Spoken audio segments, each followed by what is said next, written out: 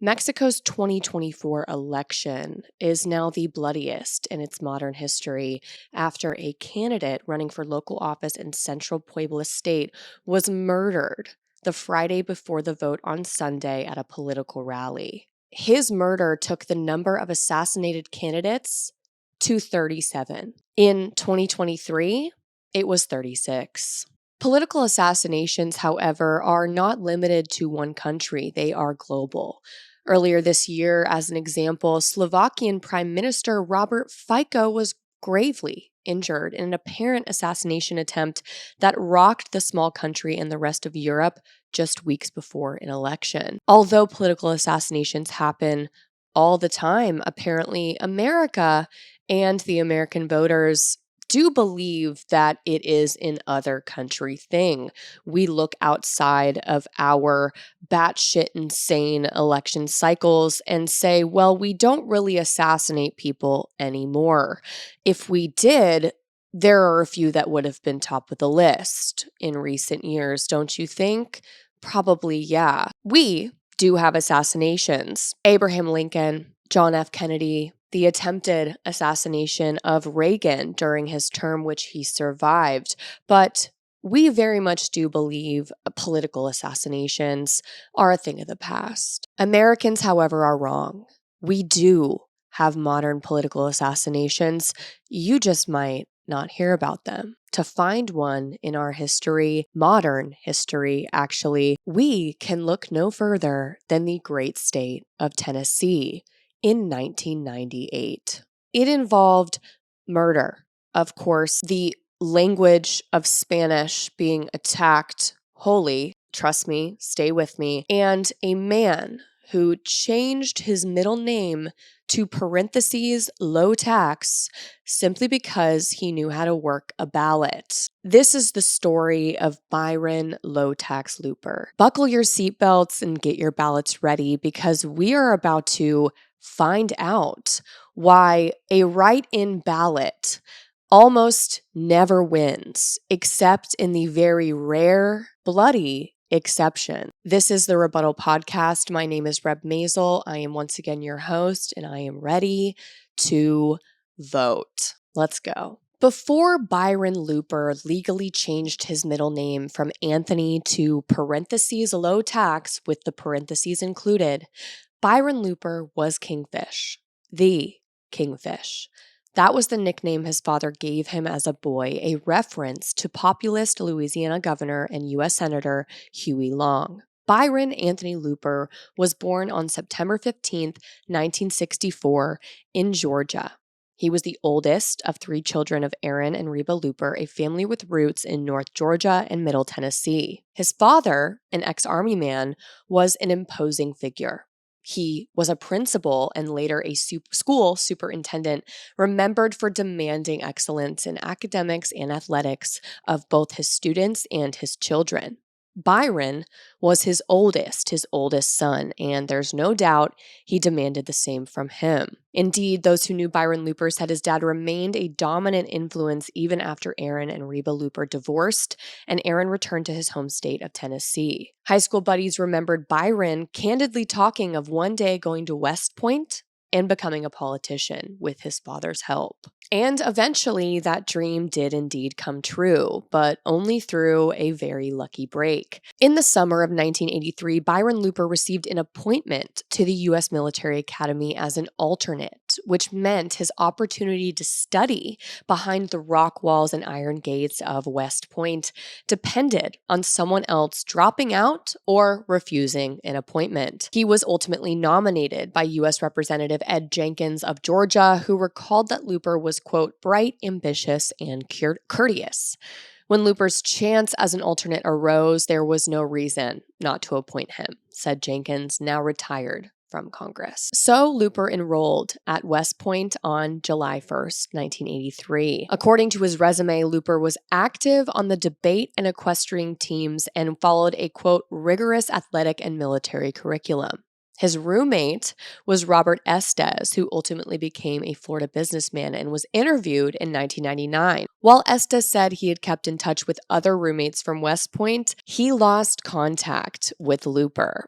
Quote, he didn't get close to anybody. He was distant from the get-go. You couldn't expect to go palling around with him, Estes recalled, which I'm assuming palling around means like joshing around, joking around, drinking around. I don't know. But I also will posit to say that although, yes, there are, of course, some introverted people in the military who might find it hard to make fast friends, or, maybe you had a shitty class and like everyone sucked, so you weren't friends with anyone. Like there are so many people who someone could say this about and be like, oh yeah, I didn't keep in touch with him. He was the only one, didn't keep in touch with her and whatever. And he doesn't end up being a psycho. Okay. That person just like fell off. It's fine. But I will say that is definitely a common massive red flag when it comes to the military specifically. Like if the people you went to a rigorous military academy with, that you went through hell and boot camp with, are like, yeah, we never got close to him ever. That is crazy to me, because as someone who knows and is family members with a lot of people who are in the military, were in the military in several different types of branches, it's a boys club, right? It's a bros club up in that bitch, okay? You have no choice but to be with your bros. You're not fighting with your country or for your country. You're fighting for the guy next to you, okay? The very dream, American dream, a million war movies have been made about that. But it's like, why do you think that the biggest military cover-ups happened so long with a bunch of frat bros, like covering the fucking, covering the secret up and making sure that it didn't get out? Because they're loyal to their bros. Like, that's it. Like, you're loyal to your homie in the military, okay? It's very much that type of mentality. Period. There's just no argument against it. That's how it is. So, to me, no matter what personality you have, if you didn't get along with or became friends with or like stayed in touch with literally anyone that you went through fucking like West Point boot camp with, this might be a sign that you're an American psycho. I don't know. I don't think that that's necessarily a general rule, but let's say it's a rebism. So that's my 2 cents. And honestly, this next paragraph, which I was not prepared for, just confirms everything that I just said, period, because I'm always right. Quote, sometimes Looper's mouth got him into trouble. He didn't take the upperclassmen seriously. I mean, come on, okay? Oh, you mean that the white boy who didn't get along with anyone, no one really liked, no one stayed in touch with, he kept to himself, never shut the fuck up? Okay, so you're not introverted. That's what you're telling me. Like, you're not quiet and just like keeping to yourself. You are the class clown that no one's laughing at. That is a combo that is diabolical to me. Diaboli. Okay, look at their computer history if that's the combo we're going for, because you suck. You fucking suck. Sorry, but I'm not. As a consequence, Looper spent most of his time marching off reprimands, meaning they literally had to like march, okay, physical labor when they were in trouble. And he spent most of his time at West Point just like getting his knees up, which is funny. I'm sure his quads were looking amazed, okay? He once bragged to friends, where, about how many hours he had spent at West Point just marching to nowhere. In his second year, Looper hurt his knee during an intramural soccer game. That's tough. He contends this is why he left West Point. However, okay, although he still receives, at the time this article was written in 1999, although he still receives about $90 a month for a service-related disability, there were doubts the bum knee was as bad as Looper claimed. Quote, a lot of times I had the impression his injury was played up more than it should have been, but you never know. Estes said. So he left the academy, okay, because he tweaked his knee and was like, this is my ticket the fuck out of here, which is like a little real of him. Sorry, totally get it. Look and listen, okay? He was like, this isn't for me, goodbye. So he was honorably discharged in May of 1985, left the academy before he graduated. So no degree, okay? You just like bounced, you were a bounce house, okay? Goodbye. He returned to his mother's home near Gainesville, Georgia, but didn't immediately return to college. Instead, he got involved in state politics, because what do you do when you are the white boy, kind of fratty, class clown no one's laughed at once in your entire life, with a bum knee that you're going to claim you would have gone pro if not for? You have a lot to say. So what do? You go into politics. In the US of A, you go into politics. Because if the people around you in your immediate circle don't want to hear what you have to say, maybe the entire country will. God bless America. Through a relative who was a longtime member of the Georgia House of Reps, the young man secured an aides position with the Georgia legislature, which is Nepo baby shit, right? And I'm not shitting on that because I think that a lot of the vitriol toward and surrounding Nepo babies is very much rooted in jealousy and envy, right? Because so many of us, okay, if we had the chance to be a trust fund baby or a Nepo baby, we would hop on it like white on fucking rice, okay? We'd be like, yes, absolutely. But of course, there are so many problems with the Nepo baby culture of, people getting handouts who fucking don't deserve it and then lays through it, and now they're running our country just because daddy and granddaddy had an in and like paid for a building and now they were a politician, right? Totally, I'm on board with that fucking slander, absolutely. But it's just so cliche and on the nose that not only is he a white guy who doesn't shut the fuck up ever infinity, but he also couldn't get a job on his own merit. Right? Like family member, relative, House of Reps, and you're in. Like politics, like that's how it goes. No one who ever gets the job earns it. Sorry, that's how I feel. Jack Ellard was clerk for the Georgia House in 1986 when Looper began his duties. Legislative aides usually handled mundane assignments in exchange for a stipend and the chance to see state government up close. Ellard, however, regretted hiring Looper, which is so funny. Quote, "He was too aggressive to suit me. He was always pushing himself forward, always wanted to be in the middle of things. He thought he would be a politician," he said. Looper also immersed himself in the activities of the Young Democrats of Georgia. By 1988, he focused on becoming state president of the organization. As one member recalled, quote, "He charmed everybody. I honest to God believe through, listening to true crime stuff, watching true crime stuff, anytime anyone is described as charming, batten down the hatches, okay? Swear them off, get your self-defense tools ready because they're about to fucking go off. I don't know. There are people that I've met in my life where I'm like, oh yeah, they were charming, but then I squint and I'm like, but for some reason I'm feeling dark energy. I don't know. I feel like the word charming used to be such a nice compliment. Anytime anyone is described as charming, I think serial killer. Charming like Ted Bundy. I don't know. We'll see if this guy was. I'm not passing guilt, okay? I'm not passing judgment. We'll get to it, okay? But just know I gotta talk some shit about him just because, like, it's principle and it's fun. But, like, it doesn't mean that he might be guilty. Okay, thank you. Quote, "He came off as being a young person who seemed to have the skills to do well in the political arena." But Looper's one-year term as president of the Young Democrats of Georgia was disagreeable. Byron marched to his own drum, and he more or less liked to run off at the mouth a lot, said Joe Lancaster, another former Young Democrats member. He had his own agenda, the Byron Looper show, and it turned off a lot of people. What did I say? Thank you. But there was something else former Young Democrats seem to all remember. Looper's temper. Because of course, how much more on the nose can you get? Quote, "I have seen him go from calm sitting at his desk to berserk in 0.2 seconds. He was very hot-tempered. There was nothing overtly threatening on his part, but we knew that he had gotten into fistfights. He was a big guy and he was emotional and passionate about things." By the end of Looper's term, it was clear he could not win re-election. Poor fucking guy. What might have seemed a cue to reconsider his style of political leadership, Looper took this as a sign to forge ahead, as they always fucking do, okay?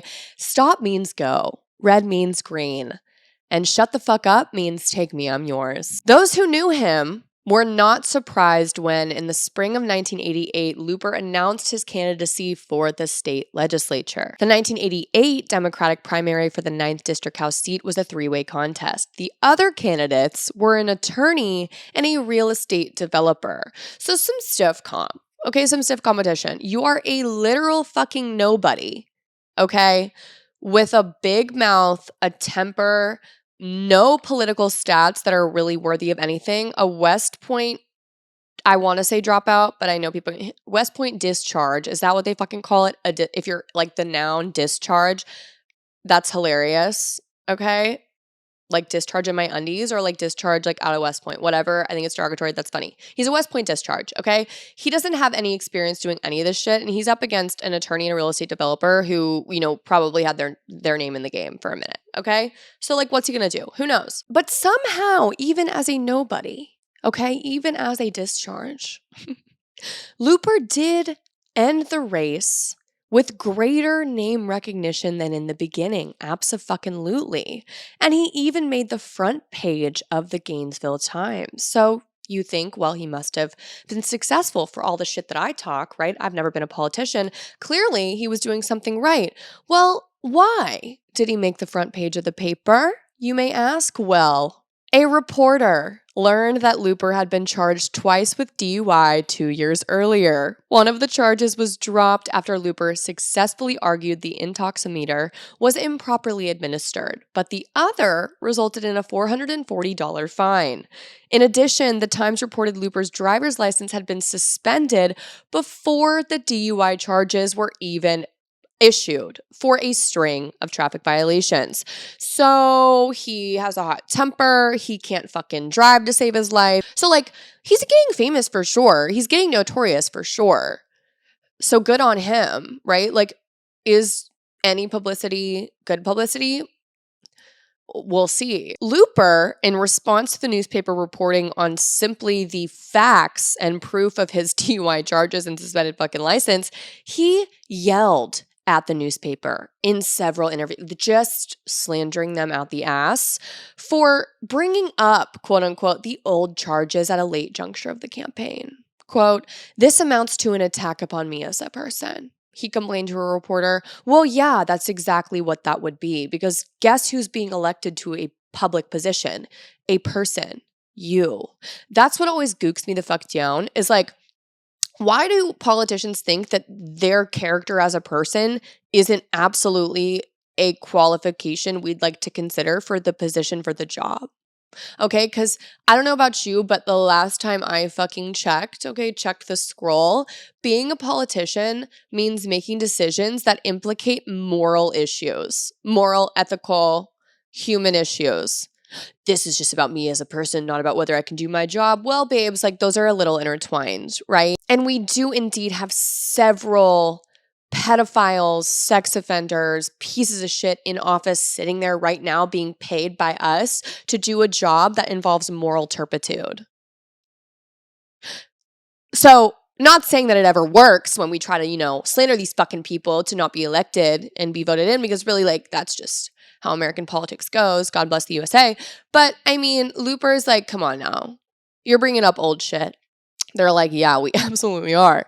He responded in a way that came to represent Looper's head-on style of crisis management. He called a press conference. Who does this sound like, by the way? Like, Looper walked so that T-Rump could run, right? Trumpet could sprint. No, he can't sprint. Walk briskly while sweating profusely with a Diet Coke in hand. Trump literally took notes from this motherfucker. I'm sorry. Like, Looper should sue. This is a sample, okay? Anytime Looper was attacked, okay, for literal correct shit that happened, just the truth and the proof of the matter, Looper would call a press conference about it and be like, this is just an attack. This is a witch hunt. He used the witch hunt routine, okay? And we'll see if it worked for Looper, but it clearly works for Trump, considering he still has people colting about it, but whatever. You can't teach smart and you can't fix stupid. So sense is not common, and stupid is as stupid does, and so many people are stupid and gullible and swayable. But we knew that. We even knew. This is an election year. Don't remind me. I'm sorry for reminding you of that now. XOXO. Gossip Girl. So he called a press conference, and the handful of reporters who showed up probably thought Looper was going to withdraw. Instead, he offered a 15-minute diatribe on why he should be elected. Quote, "The real issue of this campaign is who is the best qualified for the legislative seat," he told reporters. Small advertisements for Looper began running almost daily in the newspaper. His slogan was "Experience counts," which is funny because he had no experience. He had 2 DUIs, a suspended license, a fuck ton of traffic tickets, and a loud mouth.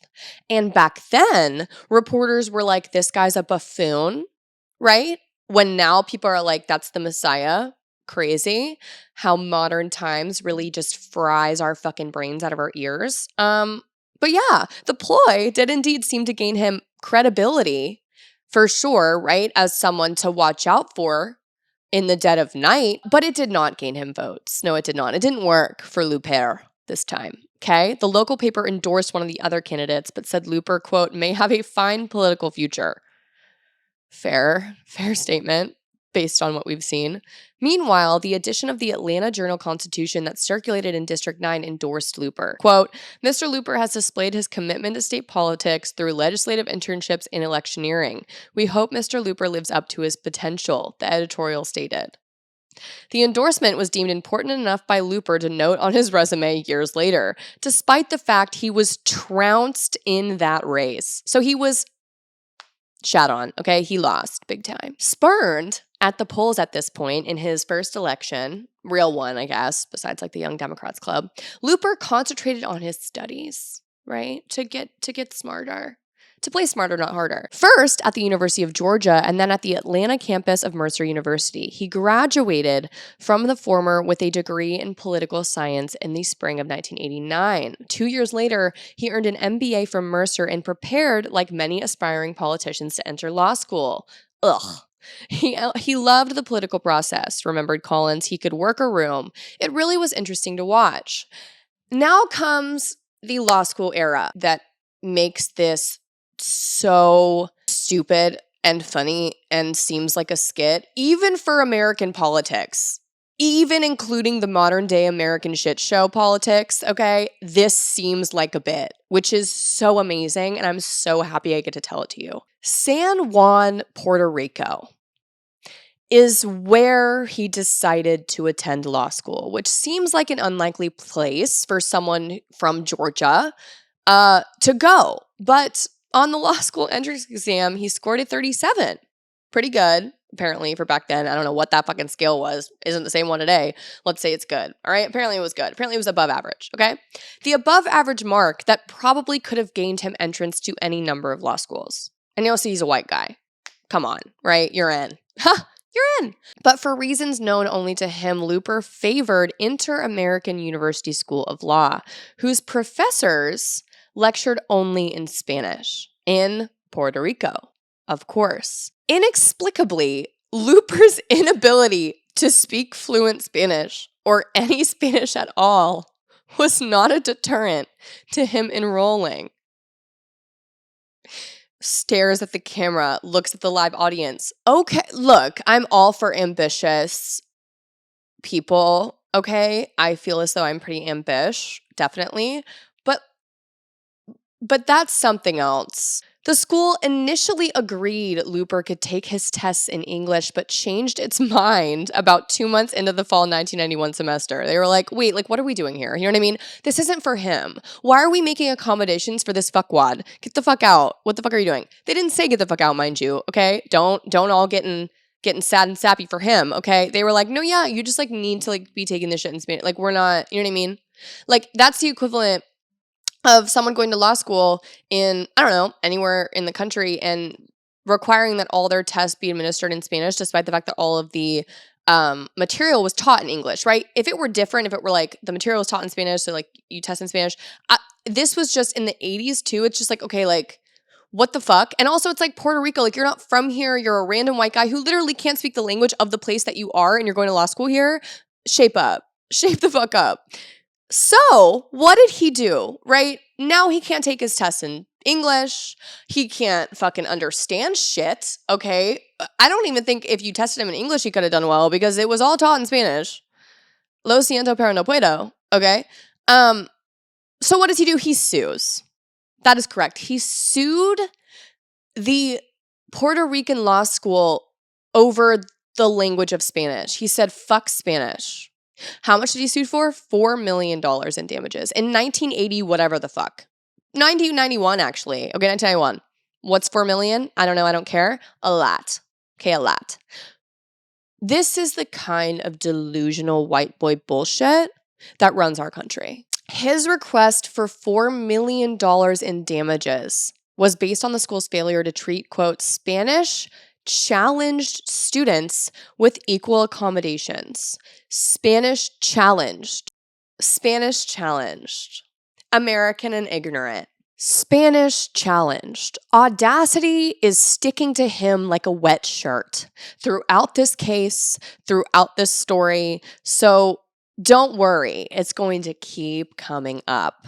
According to court documents, which he filed, mind you, and what everyone forgets, anyone can write anything in a court pleading document. They don't flag it for lies or for cussing or for fake information, all right? You can literally file anything in court. It's just about the consequences of filing the buffoonery that will come to you and hit you like a truck, okay? So that's why anytime anyone's like, oh, well, they like filed a lawsuit, it's like, okay, well, you could say anything in a lawsuit. Yes, it does. Under the rules, like have to be true and correct and whatever. And you like sign under penalty of perjury sometimes if you have a verified pleading, verified affidavit. But like people be taking their chances all the time to perjure the house. Okay. So according to court documents means according to whatever this motherfucker said on paper. Okay. Looper was allegedly progressing in law school until officials enforced the Spanish-only rule. He had even organized a successful slate of candidates for the class officers election. His name was at the top for president. What came out later, which was fucking hilarious, is that school doesn't even have, at the time, did not have class officers. That was not a position that could have been ran for and organized for candidacy about. So there's that. So look, okay, he appointed himself president in court pleadings of shit that was made up, right? Complete fantasy land, buffoonery, tomfoolery. I think he should get into writing fiction, fanfic novels. Like hop onto AO3, Wattpad, start giving us some of this shit. That's what I think that men should do when they start pathologically lying out the ass. I think they just want to dabble in some new fantasy world, which I'm fine with. Okay, like look at all of the fuckboy like directors that have come out of life, like Quentin Tarantino. Like, just make a movie about it with all your weirdo friends. Like, probably slap, or it'll probably suck ass, but at least you'll shut up and go into your own little corner and stop making it everyone else's problem. Consequently, the suit alleged the dejected law student Looper suffered from physical effects, including insomnia, heart palpitations, respiratory problems, and deep mental anguish. That's just law school, baby. That is being a lawyer. From day uno of me entering the law school air, environment, atmosphere, my hair flattened, my face broke out, and I started palpitating. In my heart, in my brain, in my eyeballs. I got an ulcer in my eye once and still went to class like this. That's the fuck of it all, babes. You're describing, okay, a normal experience, which I'm not condoning. I'm just saying that the audacity to file a court pleading and claim this to judges and clerks who are working at the court on the other side who went through that shit, it's just funny. Looper's lawsuit against Inter-American, the law school in Puerto Rico, took 3.5 years to course its way through the judicial system, ending in a settlement. Just before it was to go to trial in November 1995, Looper reportedly received a small sum. Don't piss me off. Characteristically, he did not let the change in his law school plans affect him, friends in Puerto Rico said. He stayed on in San Juan for more than a year and visited often in later years. He was a frequent guest of Luis R. Rivera, the attorney who represented him in the Inter-American lawsuit and who would later represent him for a short time in a case that is the center of this episode. It is easy to understand why Looper stayed in Puerto Rico. San Juan is as tropical as the United States gets. To Looper, however, Puerto Rico was more than a traveler's paradise. It was an isle of opportunity, clearly. According to his resume, Looper had worked in President Bill Clinton's campaign in 1992, providing, quote, research and data for the formulation of national strategy, which are definitely words. Looper may have worked in the campaign, indeed, but there's literally zero evidence he played any significant role. So he was there to get coffee, which is totally great, fine to put on resume for sure. But like, there's a theme here, okay? There's a theme. Overinflation, exaggeration, okay? In ways that aren't even funny.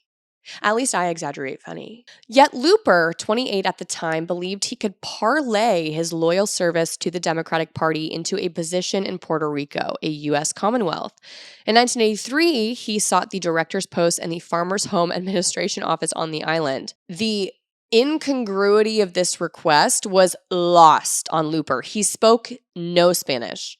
He did not have any background in farming, particularly Puerto Rican agriculture.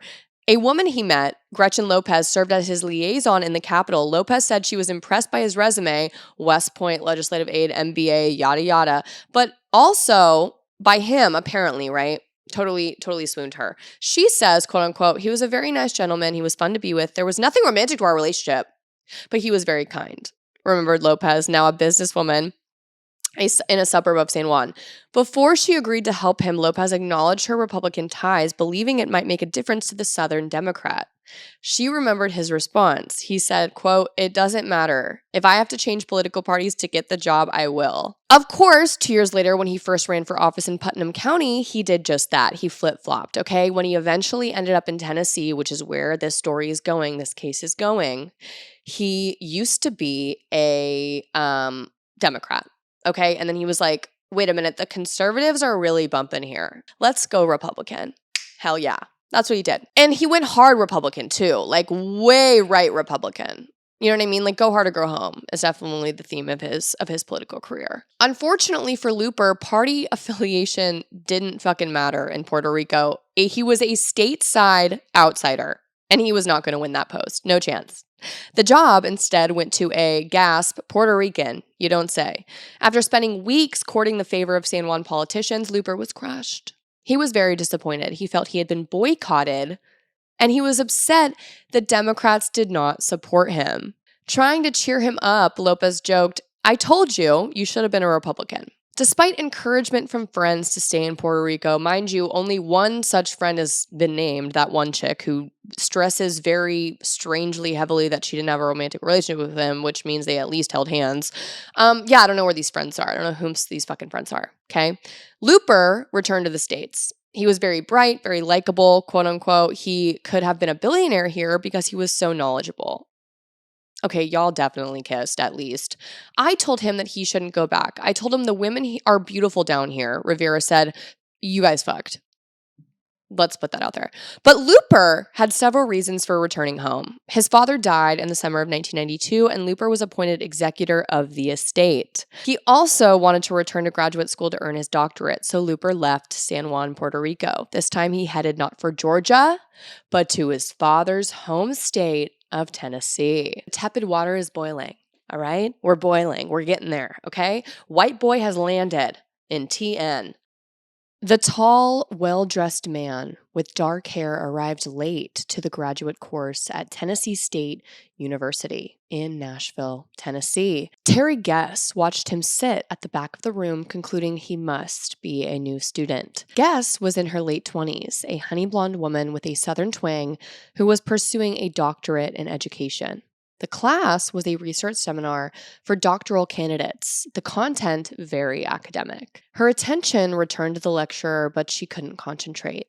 She felt uneasy for no reason. Her gaze was drawn momentarily to a reflection in a nearby window, and she realized that the newcomer was staring right at her. During a break, a few minutes later, the man introduced himself. Hi, he said. My name is Byron Looper. That was 1993, the beginning of a 5-year on-again, off-again relationship between Guess and Looper. Theirs was a tumultuous affair that skidded to an end in public view when she sued him, trigger warning, for stealing her property and to determine the paternity of the son she said was conceived when Looper allegedly forced her to have sex in December 1997. On both counts, she was successful, proving Looper used his power later as Putnam County property assessor to fraudulently convey her property to him. steal her home from her. And as for the baby, a boy, Looper eventually finally admitted years later that he was the father, but only after months of legal wrangling to decide whether Looper would consent to DNA analysis. So as always, ladies and gentlemen, audience out there, we have arrived at our deadbeat father segment of the podcast episode. This segment is familiar to us, right? We are taking the reins here on a familiar path. Because what in the flying fuck? I'm not doing this on purpose. It's just that deadbeat fathers are everywhere, all around, and they're apparently frequently involved in buffoonery in the law, in the legal field. They're not really committing crime so much always, but yes, that too. But they're just doing shit that should be criminal, right? Like you'll never see prison, but you should get time type shit, all right? And this is the shit I'm talking about. So this motherfucker can rot, right? Right. No matter what happens later, he can rot. Sorry, I'm not. Although she loves her son, Guess, in an interview in 1999, said she would like to forget her years with Looper. As many others have noted, the first impression one gets from him disguises negative aspects of his personality. Again, charming serial killer. That first night, Guess said Looper was charming. Red flag. A good conversationalist and not bad looking. I liked him, she said. I thought, finally, somebody with some ambition. He had that. That's for sure. In the beginning, their romance was not unlike any other couples. They rode on an elephant at the zoo. They enjoyed dinner dates, including a Christmas party for Democrats at the governor's mansion, because again, at this time, he was a Democrat until he switched teams. They took trips together. He took me to Puerto Rico, she recalled. Oh, you don't say. However, Guess said the veneer of pretenses Looper created began to crack. For instance, she never knew exactly how he earned his money. She knew he had a title, CEO of a company called American International of Tennessee Incorporated, but she never knew what the company did. What do we think, class? What do we think that company is? Is it a shell? Probably, because American International of Tennessee Incorporated sounds like words strung together. Nouns, adjectives, verbiage, right? He didn't like to be questioned about his business. Oh, green flags are flying. He just said he was in business for himself. He had letters of reference from people and he was always talking about making deals. He was always on the phone. This is like the classic like catfish, pathological liar type beat. Like they always figure out how to look busy and be on the phone. State records indicate American International was chartered by Looper in 1993 and was dissolved by him in 1997. While it's unclear exactly what the firm did, nothing. The company was prominently mentioned in probate court records in 1994 when Looper's sister sued to have him, Byron, removed as the executor of their late father's estate. This is jobless behavior like I've truly seen, yes, before, but I'd love to see again, to be honest, because God fucking damn it. We can all guess what the fuck he was doing as executor of this fucking estate. You know what I mean? Like, it's giving daddy's money, it's giving jobless, it's giving I don't want to work, I just want to be famous. He wants to be a politician so bad and just look really busy and just have his name in the news and be a deadbeat father. Like, the aspirations of that's the American dream, right? The American fucking dream. According to the lawsuit, in February and April of 1993, Looper made payments of $1,500 and $1,000 respectively to American International, claiming the funds were rental management fees. A judge ruled these loans were improper and ordered the money repaid to his sister and brother out of Looper's share of the estate. But don't worry, it gets better. Guess found she had problems getting cash from him after he moved into her Bellevue apartment. Quote, he never paid any of the rent. He didn't take the garbage out or change a light bulb. I did everything, she recalled. The most jobless behavior I've ever heard in my life. You are essentially a white guy in America, mildly Nepo baby, executor of your father's estate, have connects in the Georgia house, which got you some shitty legal aid job, went to all these schools to get an education, right? Like, who was paying for that shit? Probably cost a blueberry and a handshake. You know what I'm saying? Like, back then, like, who fucking knows? You had all the privilege in the world. You're up 30 before the game even begins. And you still fumbled the bag hard enough to be the broke loser, unemployed freeloader ass motherfucker pretending to be on the phone with your fake company and stealing money from an estate, even though you could have just like parsed it out in a way that was so fucking obvious and actually like had some moolah. Be for real. Jobless. Jobless. Jobless. In 1994, the two moved to Cookeville, also dump him. Okay, no hate to this woman, Terri Guess. I am not like saying, oh, well, she should have, da. If any of this sounds familiar to you, all right, I know the whole like go to Puerto Rico and sue Puerto Rican law school for not teaching you English kind of thing. That might be not really relatable to many of you. But if any of the other shit that I've been describing sounds like a man who you're allowing to kiss you and hold your hand in public is doing, okay, a man that you know, a man that you're close with, a man that maybe is living in your home, dump his ass. If y'all are soulmates, he'll get a job and figure it out, and you guys will come together in the end, okay? As the Lord intended. The universe has a plan, and it's always going perfectly to plan. Okay? You can trust that process. So by doing so, the process is never, ever going to require that you hold up a deadbeat ass motherfucker with a temper and $0, pennies to his name, not even a good personality, not even a promise in the future of like, yeah, like we struggled and you know, whatever, and we figured it out together. No, like he's freeloading. This is freeloader behavior. This isn't like the love of my life type beat, okay? Know when the jig is up. So if this is your sign, this is your sign. The worst thing that could happen is you never see him again.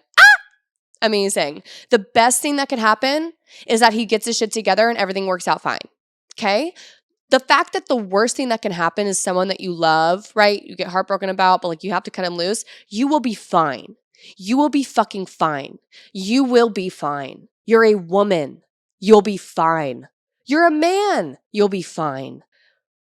He's going to be whatever he deserves to be. You're going to be fine. Okay?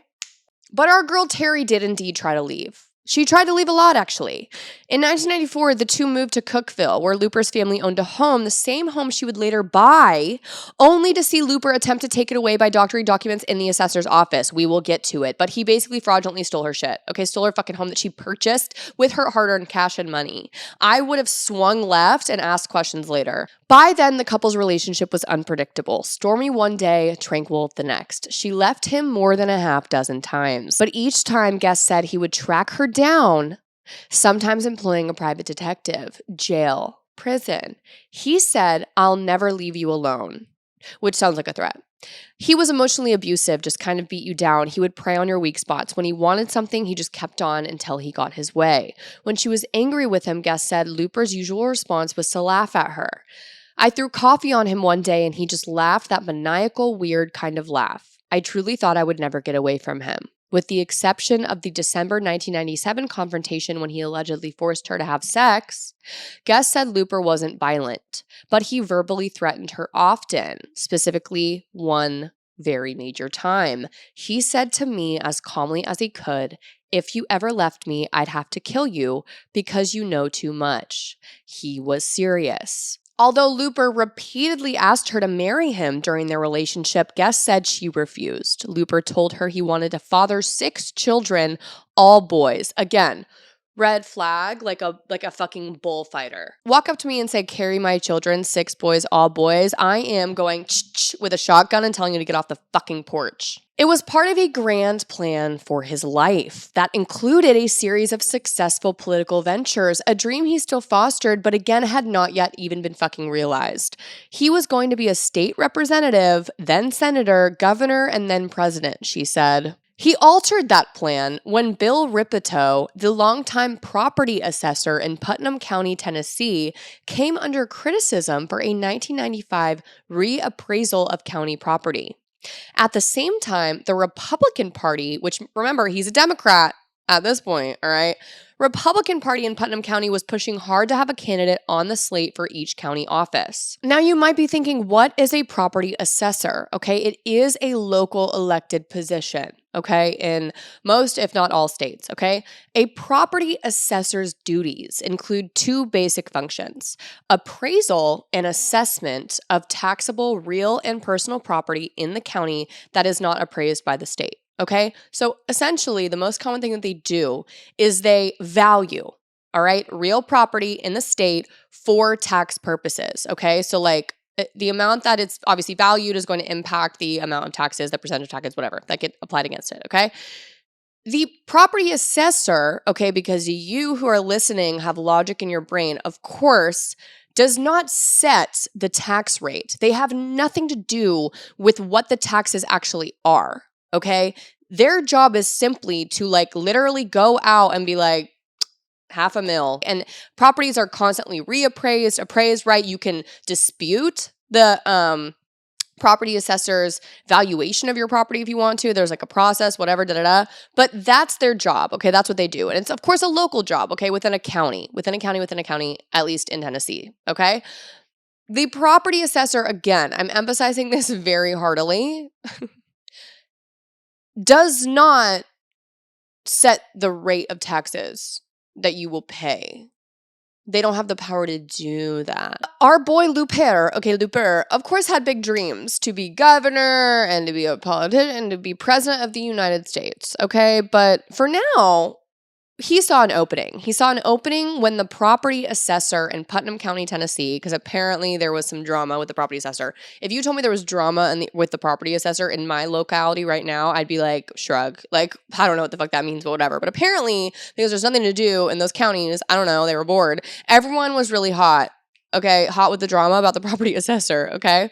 So, he saw a loophole. He said, you know what? Even though I dream big, I'm going to start small here. He sensed vulnerability with the incumbent property assessor. So what am I going to do? I am going to legally change my name to Byron, parentheses, low tax, Looper.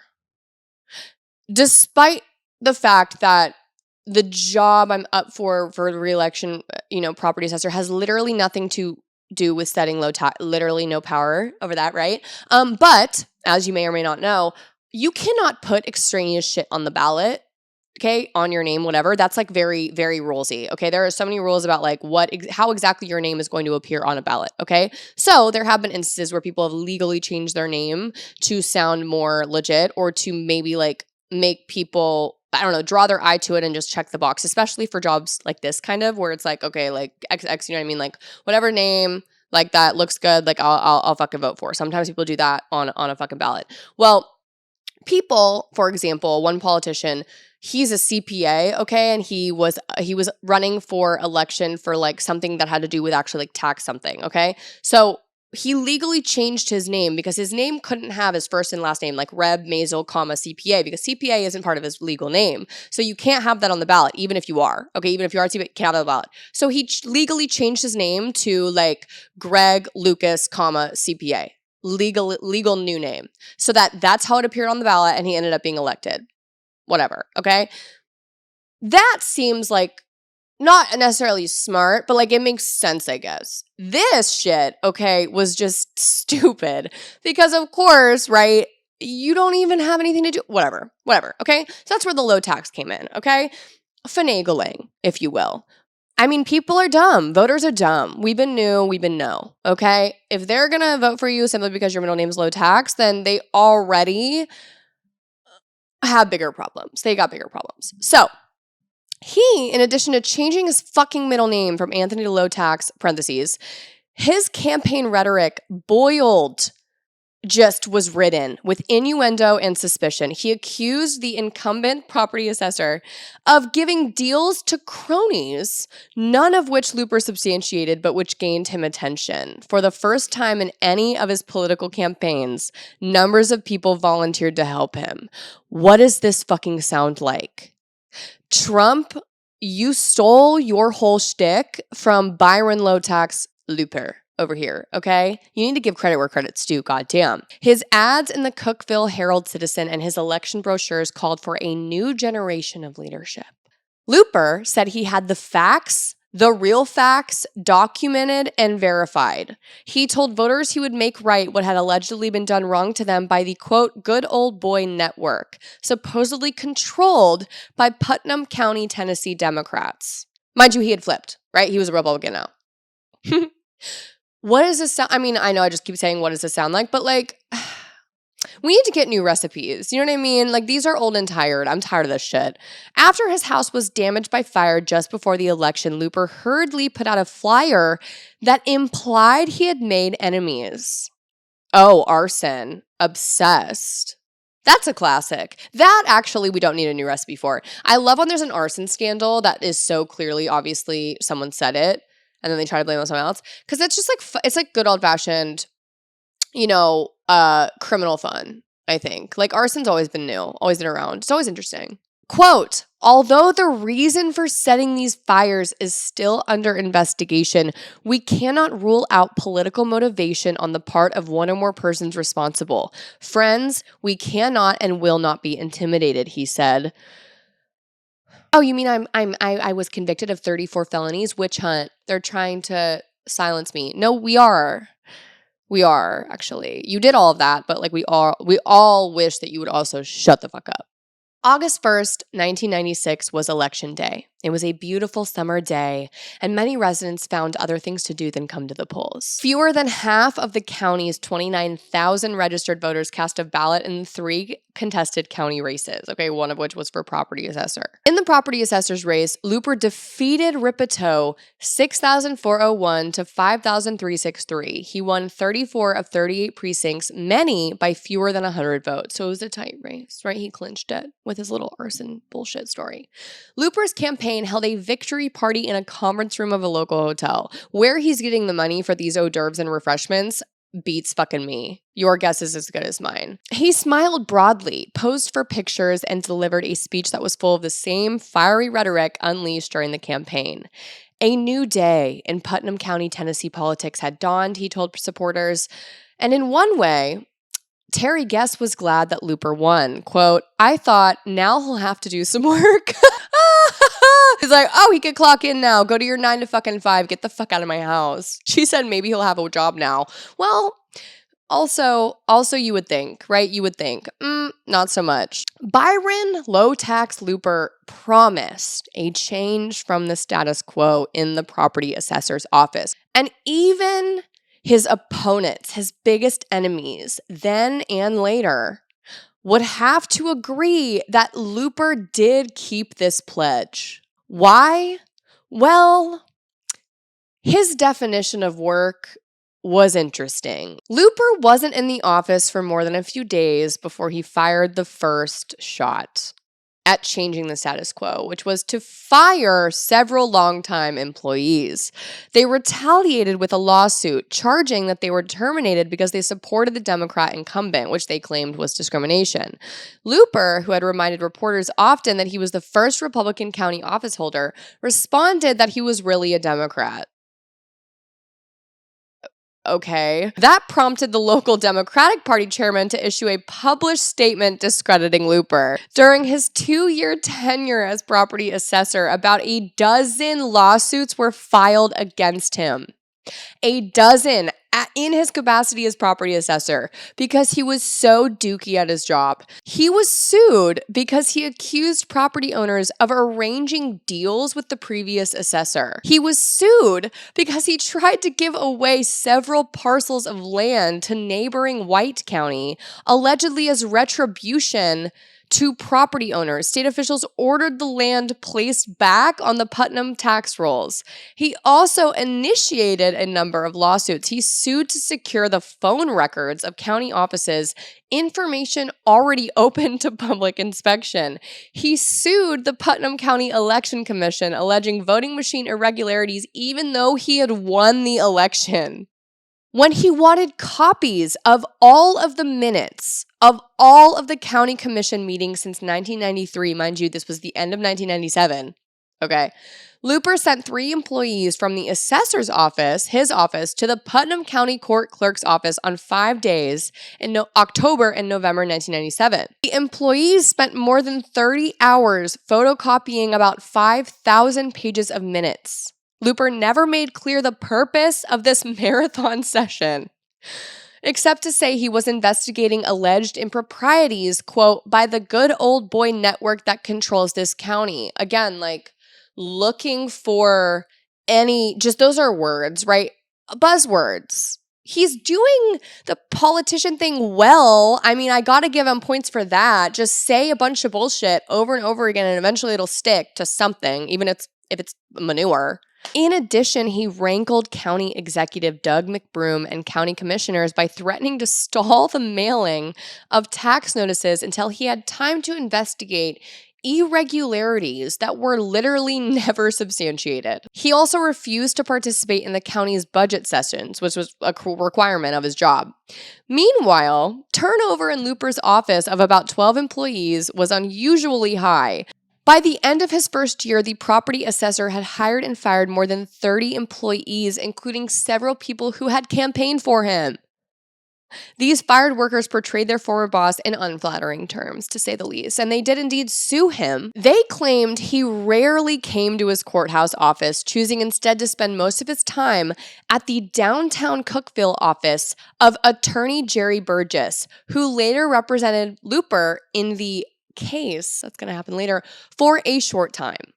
He may have put in 40 hours that first month, maybe, said Donald R. Wooford, who was fired by Looper after a few months. In fact, several former employees said the only way they knew Looper was their boss was from a sign bearing his name that hung above the office door. Some former workers claimed the county official was often in Atlanta, where he was believed to be enrolled at John Marshall's School of Law, but Looper never acknowledged that he was a student there. And he never successfully graduated from San Juan, not San Juan, but the law school in San Juan in Puerto Rico, okay? Like, he basically chilled there for a minute, sued the house, 7 years of litigation, all to not get a law degree. Babe's like, come on. He's half-assing shit more than I've ever seen anyone half-ass, okay? He just keeps starting and stopping shit, which totally get it, like, if you're ADHD, like, totally, that's, like, what you do, you know what I mean? Like, that's your MO. But, like, you're making it everyone else's problem. A county commissioner once confronted Looper publicly about the matter. Basically, like, go clock in, bitch, clock in, okay? Clock into your fucking job. The property assessor, Looper, accused the commissioner of, quote, not having any good intentions in that question and sidestepped it altogether. Question: why don't you clock in? Answer: fuck off. Fair. Officials at John Marshall would neither confirm nor deny that Looper was a student, but a list of John Marshall students obtained from an internet site revealed Looper was on track to graduate in June 1998, but he never graduated. Other former workers said Looper also spent time in Puerto Rico. Quote, what he did down there, I don't know, but he's the only person I know who could go to Puerto Rico and come back without a tan, said Joel Reimer, another fired employee and former campaign worker. That is my favorite quote of all fucking time. It's absolutely one of the sorriest things I've done in my life. I can't believe I helped voice this guy on Putnam County. He's a scoundrel, just a scoundrel. End quote. As Looper moved into the second of his 4-year term, news from the property assessor's office became more and more curious. At once, a source of astonishment and bemusement to the citizenry. In an affidavit given in a lawsuit filed by property owners against Looper, ex-deputy assessor Randall Gentry claimed his former boss had often sent him on personal errands, from buying lunch to purchasing materials for Looper's house. The most unusual request, however, was to write a research paper for a class Looper was taking. Gentry said he refused and was later dismissed after 11 months on the job. But the action that caused the most criticism and led to a 14-count indictment against Looper, in addition to the 12 lawsuits. For how lazy he was busy. In addition to the 12 lawsuits, he had a 14-count indictment for misuse of office. Okay, misuse of office. Why? For Looper's media list, quote unquote. In 1997, the property assessor ordered the creation of a computer database of newspapers, magazines, and electronic media across the state. According to affidavits of former employees, the database was used to transmit faxes from one end of Tennessee to another at Putnam County's expense. Investigators found evidence of more than 500 calls that had been placed to numbers from the database. Why? Media in Johnson City or Dyersburg, completely separate and apart from Putnam County in Tennessee, like who the fuck cares? Why they would be interested in issues of Putnam County and its assessor of property was never clear. Looper tried to put the best possible spin on the situation. Quote, "Yes, we send faxes," he said soon after his office was raided. Police raided. "I think I've been on the cutting edge of some things in the state." When it was suggested he should pay for these long-distance fax calls instead of charging the bills to the taxpayers, Looper disagreed. Quote, "There are people that own property in Putnam County all over the state. I need to keep them informed," Looper said. What is never clear, what the fuck were these faxes saying? Like, I totally get, okay, like misusing public funds. Like, look, like if you knew you were going to do that from jump, then like, look, you were going to do that. You're going to misuse funds. I just want to know, like, you spent all of this money to send faxes. What did the faxes say? Hey, what's up, LOL? No one was, this is unclear. Like, I would love if anyone's listening who happened to work in Putnam County in the 90s or in any of these fucking news stations in the 90s and could tell me what the fuck these faxes said. I'd love to fucking know, because nowhere is it clear about that. It just says faxes were sent, like, period. Like, maybe he was just like having a good time. I don't fucking know, because the people who received the fax, like the news stations, whoever, like never really reported on what the fuck he said.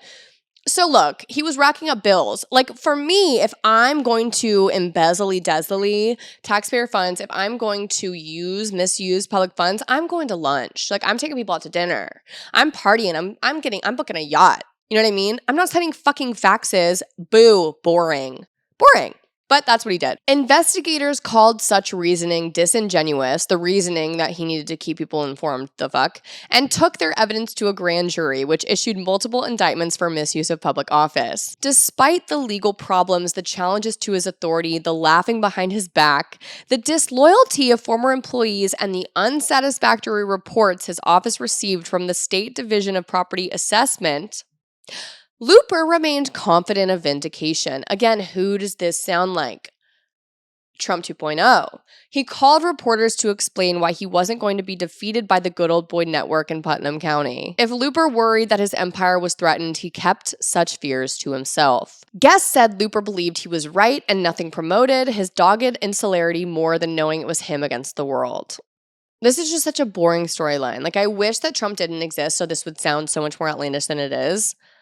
But, like, we're just so jaded. Like, the assassination's cool. Like, that part's cool because not cool, okay? Don't start yelling at me. Like, of course I have respect for the dead. But I'm saying that the element of political assassination, okay, is the only thing that we're not sampling from this debauchery in the current modern-day election. I think that we are overdue. Secret Service do not arrive on my doorstep. I'm not promoting an assassination of a political figure, okay? But I'm just saying that if we're going to have all of the elements, all of the ingredients for this kind of clusterfuck, and the end result isn't going to be something as crazy as an assassination, then all it is fucking annoying. All it is flies buzzing and taking away my rights for no fucking reason other than to give a boy a microphone. Being the lone voice in the wilderness never bothered Looper. Quote, "I am the kingfish," Guess remembered him saying. I am the king.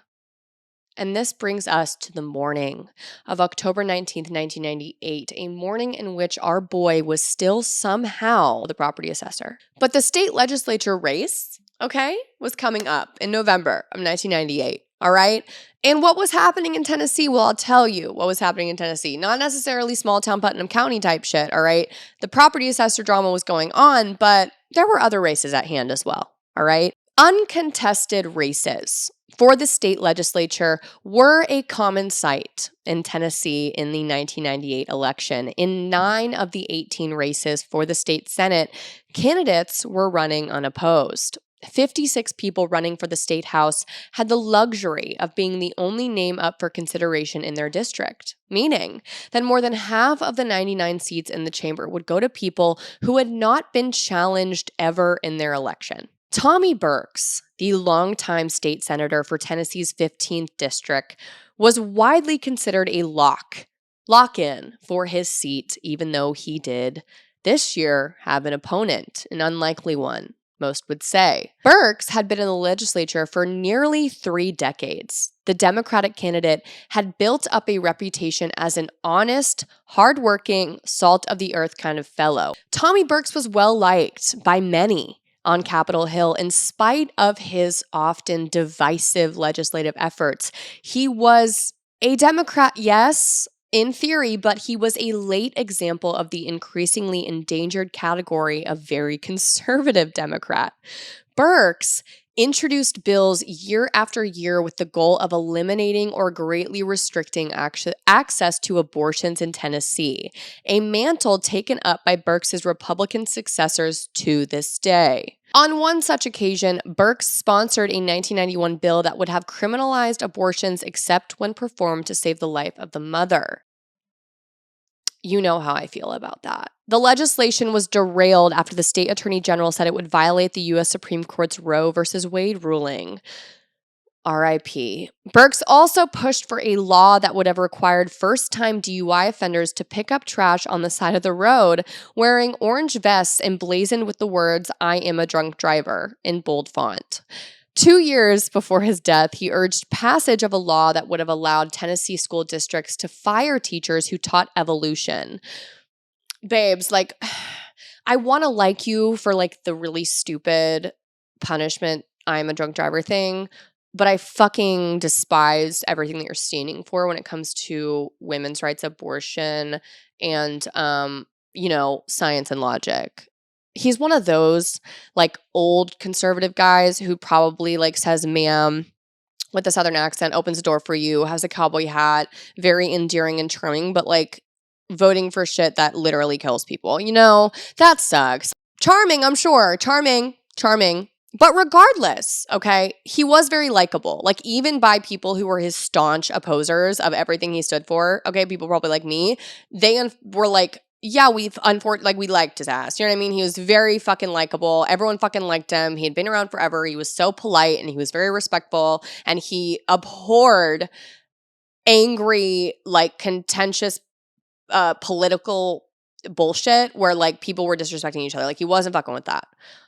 Old school guy. Burks's papers held in an archive at Tennessee Tech include more than a dozen books about creationism, which basically says that they think evolution's a lie because God and Jesus and we were created like that. He represented the district neighboring that of Dayton, Tennessee, the site of the infamous Scopes monkey trial nearly a century ago.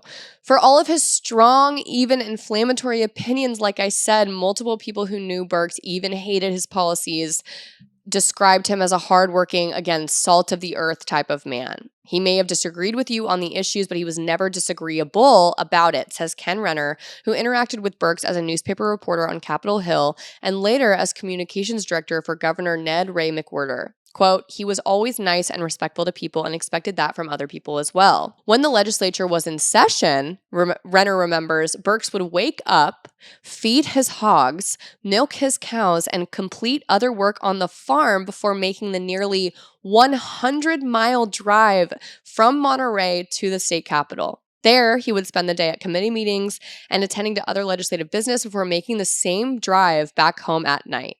Give some kudos to the fucking guy. Burks' daughter, Kelly Tays, recalls one particularly nasty snowstorm. Her father's legislative colleagues were taking bets on whether he would make it to Nashville that morning. He did.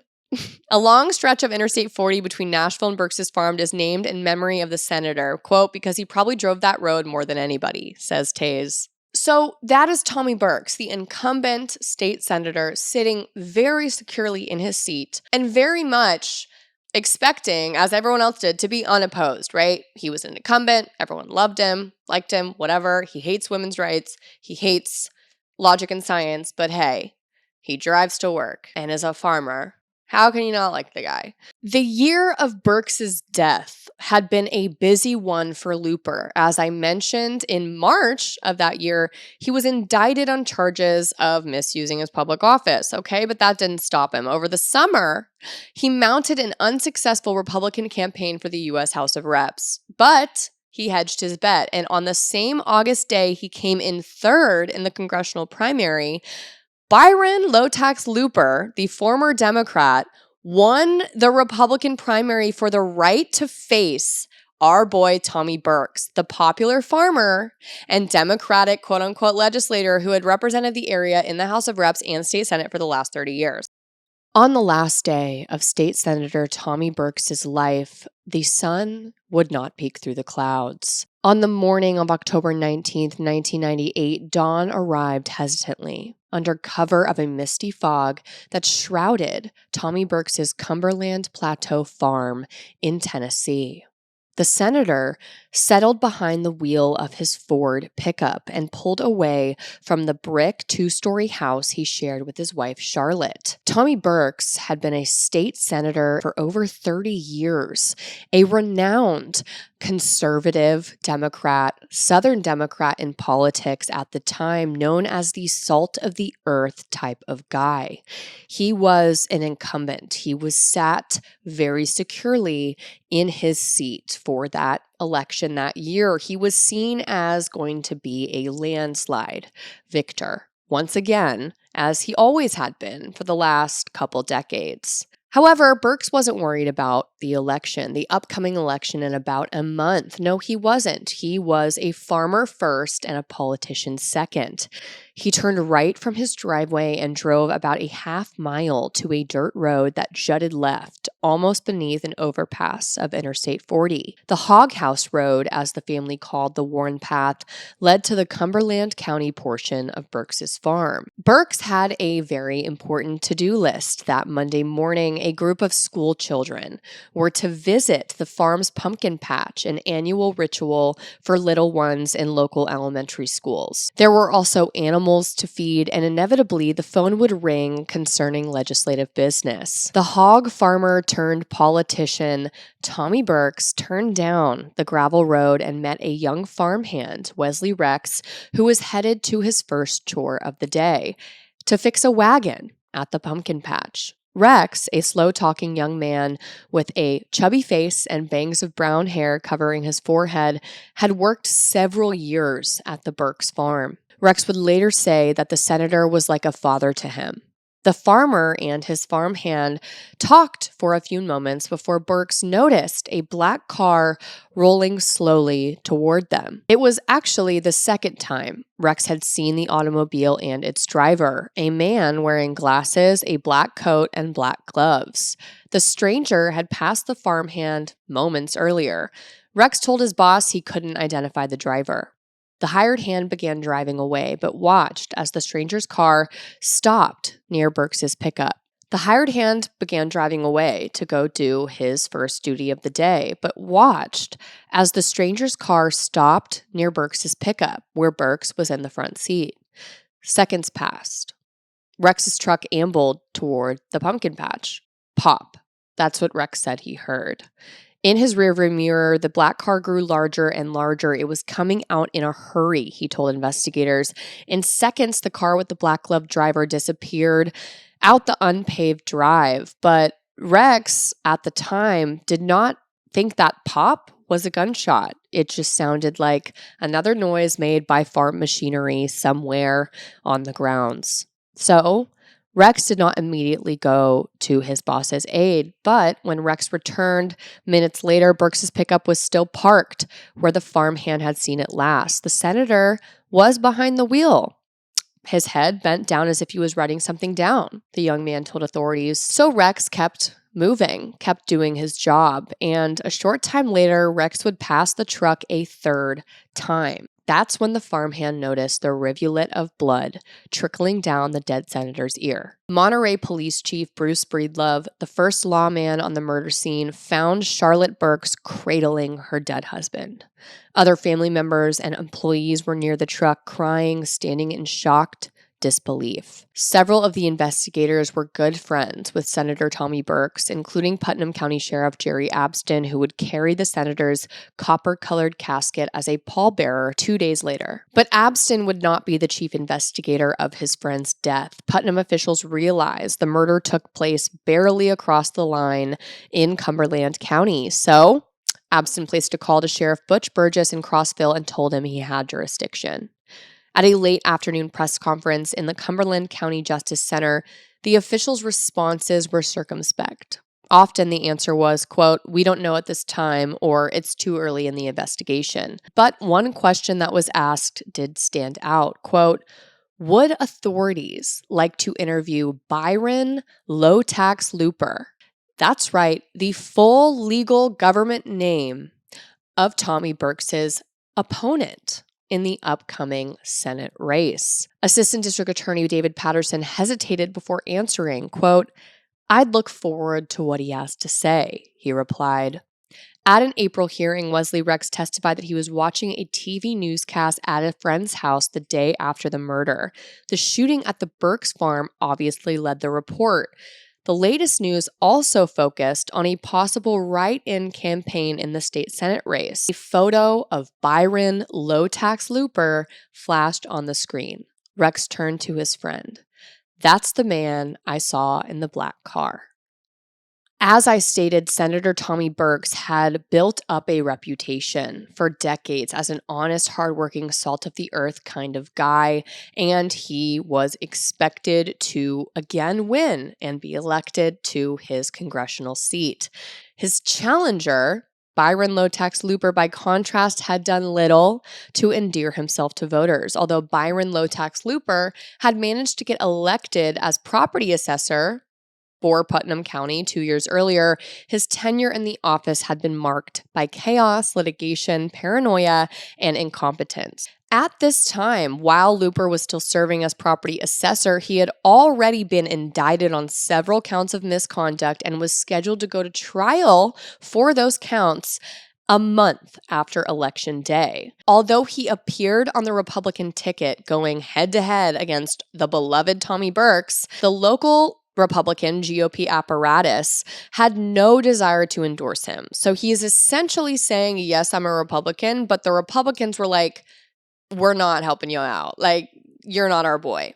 As such, Burks had spent little, if any, time campaigning to keep his seat. He didn't take out any political advertisements, and no debates with Looper were scheduled.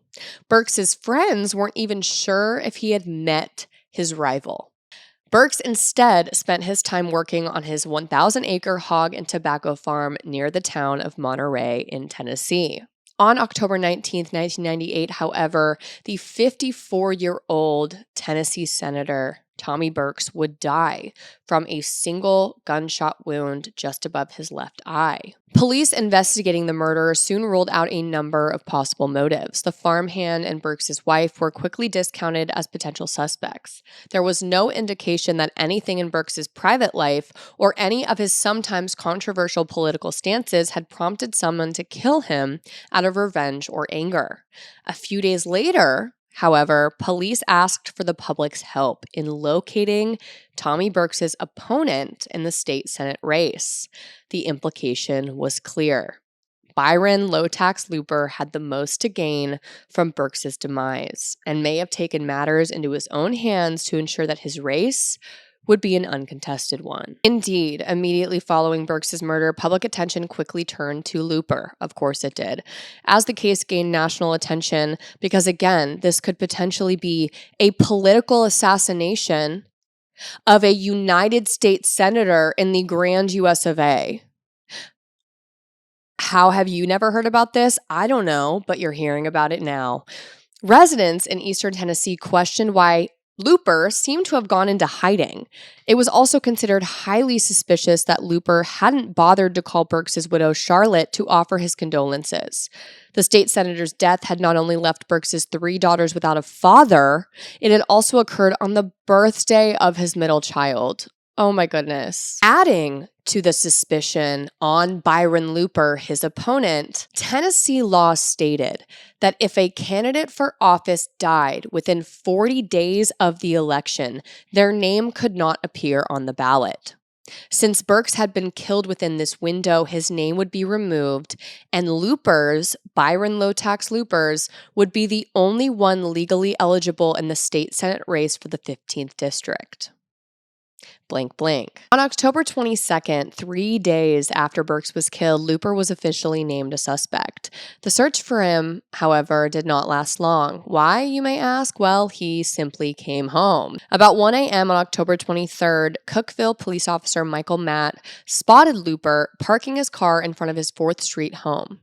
Until then, the county official had not been seen since the previous weekend when he allegedly visited his mother in Georgia. While it was not uncommon for the property assessor to be gone for days at a time, it was unusual that his assistant, Brilla Garrett, had not heard from her boss. Given that Looper was now the only Senate candidate on the ballot, District Attorney General Bill Gibson said Looper was, quote, glaringly absent during one of the most cataclysmic weeks of Putnam County history. Then, as if he had no idea law enforcement agencies from Nashville to San Juan were looking for him, Looper just showed the fuck up. He grabbed his bags from his car and was walking to his house when Officer Matt approached. The arrest was, however, without incident, despite the fact that his life was filled with these. In fact, it was cordial. While Matt and Lieutenant Mark Webb waited outside, Looper asked the men if they wanted a Coke. They declined. Looper waited inside, sifting through a stack of accumulated mail while the officers watched him through the windows. When a TBI agent arrived and informed him he was under arrest, Looper offered no resistance. By dawn, Gibson was on national TV detailing the murder charge, and Looper, who exchanged street clothes for an orange jumpsuit, was under a suicide watch in the Cumberland County Jail. Looper was promptly charged with first-degree murder and held on a $1.5 million bond. So where are we at now with this election? We got a guy in jail and the other guy dead. So wouldn't you think that someone else, aka Looper, would also be off the ballot pursuant to Tennessee state law? Actually, no. No. The arrest did not disqualify Looper from the race, since he had only been charged with a felony, not actually convicted of one. To further complicate matters, he was still the Putnam County tax assessor. From his jail cell, he fired his deputy tax assessor, leaving the office with literally no one in charge, which is kind of funny. Sucks, right? Horrible, but like he really was like, let me just fuck up everyone. Like, let me just fuck up the entire political process and make sure that no one can do their jobs. Amazing. 2 more ouster petitions were filed against him, but the state didn't finally step in to remove him as the property assessor until January 99, after he attempted to keep doing his job while incarcerated, like calling, like doing calls, all this stuff. And a lawsuit ended up coming out later because he charged all of his prison phone calls he was making as property assessor to the state. And the state was like, we don't want to pay for that shit. Racking up the bills. Literally everyone's worst nightmare. The strange circumstances of this election somehow generated strong turnout on election day. Why is that? I'll tell you. He was the only one on the ballot, and his name was going to stay on the ballot. It had to, pursuant to law.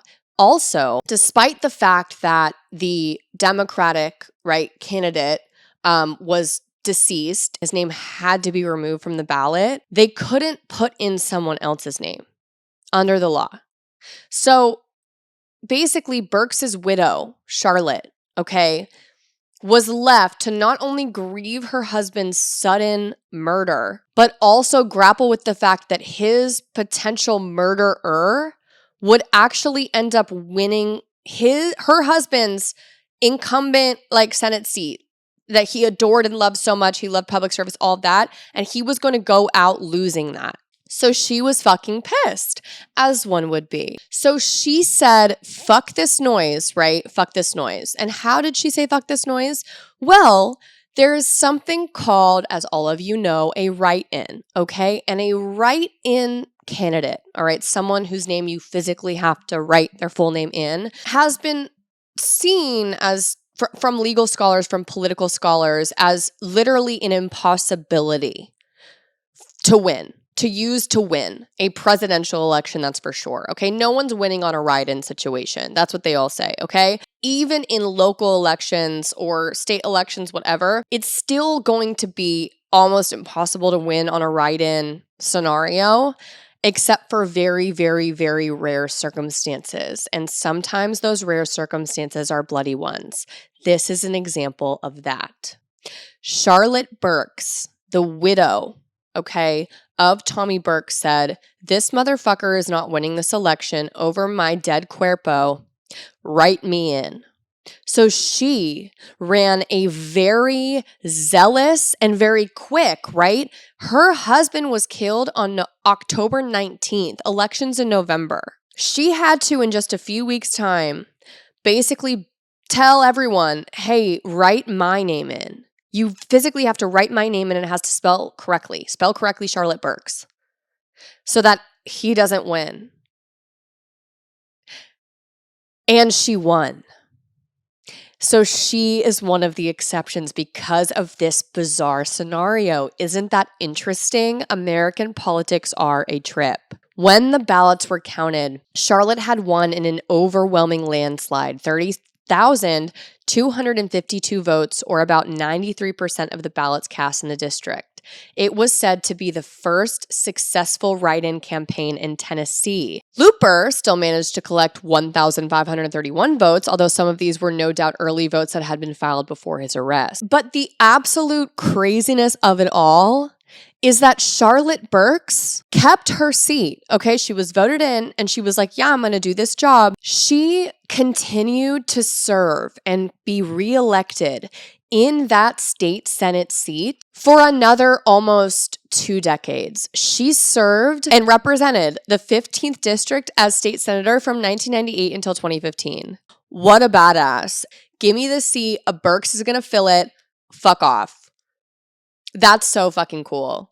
That's really cool of her. A woman's going to become the exception to the rule, okay? And take shit into her own hands. The first thing, of course, understandably, that she campaigned for and ended up getting in was a change to the law in Tennessee so that someone's name, if they pass, is not necessarily taken off the ballot. They can still win it, and then someone else, then it's like a whole process of like another person gets nominated and voted in, whatever. But she basically changed that rule so that if a political assassination ever fucking happened again, the killer wouldn't have an opportunity to win. And like, that's crazy. But yeah, a little fun trivia for y'all.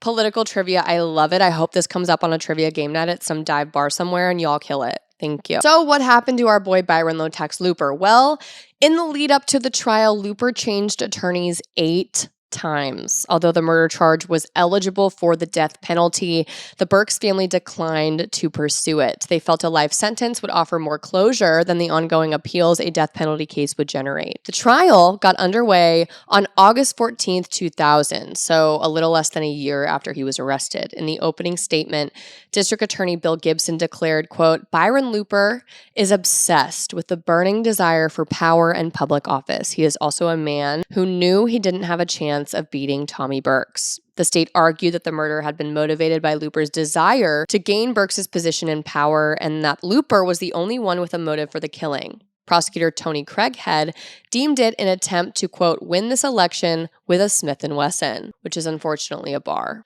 For the record, Looper proclaims his innocence, saying he's the victim of a corrupt political system. Quote, "These folks are playing hardball here, I tell ya. Everything is stacked against me." Indeed, the accumulated evidence against him is a bit daunting. Let's go through it, shall we? You can decide for yourself. Here's your evidence, judge and jury, to consider. The most important witness for the prosecution for the state ended up being basically Looper's former friend, okay? And it happened to be that Looper had no idea he was going to be testifying, at least at one of the preliminary hearings, until he walked in and he was like, oh, fuck.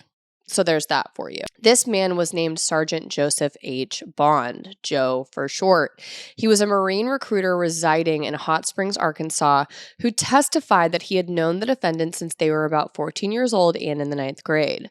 They did not see each other for quite a while after high school, Bond joining the Marines and the defendant entering the United States Military Academy, West Point. He next saw the defendant around Christmas of 1985, 2 years after they had graduated from high school, and following that in 1986 when the defendant enrolled at the University of Georgia. He did not see the defendant again until approximately 10 years later.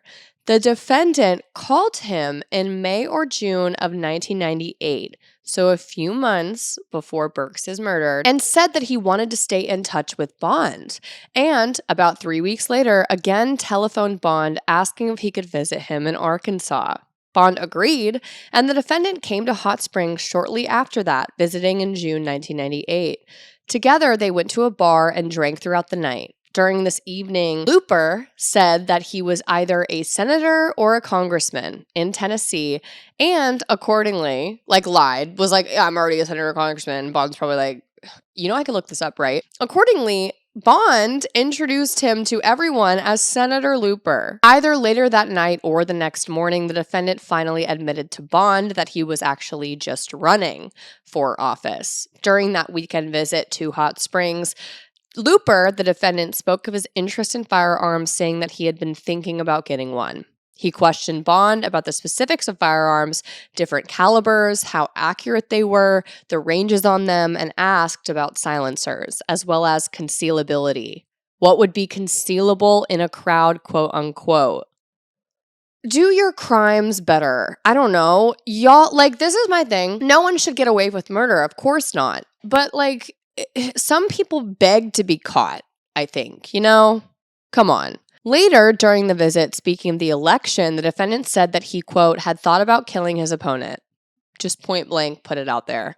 Additionally, he said that, quote, if there were only 2 people on the ballot, if one of them died 30 days before the election, then he would automatically win. The defendant then came unannounced to Bond's apartment in July or August 1998, where he stayed for a couple of days. During this visit, the defendant was more intent on getting a weapon. Looper said that, quote, since the election was coming up, he needed one quick. Although he had no intention of doing so, Bond agreed to obtain a pistol for the defendant. Bond said he thought the election would go ahead and happen, and that would be it, and I wouldn't hear anything else about it. After his departure, the defendant telephoned Bond about every day, sometimes 2, 3, 4 times a day, wanting to know if Bond had got him a pistol yet. And by this point, right, this past friend, at this point an acquaintance that you haven't talked to in 10 years is somehow now reaching out to you, basically inviting themselves over to your house and begging for a pistol. How are not more alarms raised? I feel like I would have told everybody in my life, look at this fucking weirdo. I don't know. I'm not saying that this guy did anything wrong necessarily, because I'm not going to blame the guy who's the star witness and obviously probably didn't, he just thought this guy was a fucking weirdo. But he spelled out the plan for you. Believe women, but believe psycho men. Believe psycho men that they're going to do what they say they're going to do. Dead ass. Because they threaten to kill women all the time, and everyone's always like, well, did he really mean it? Yes, he fucking did.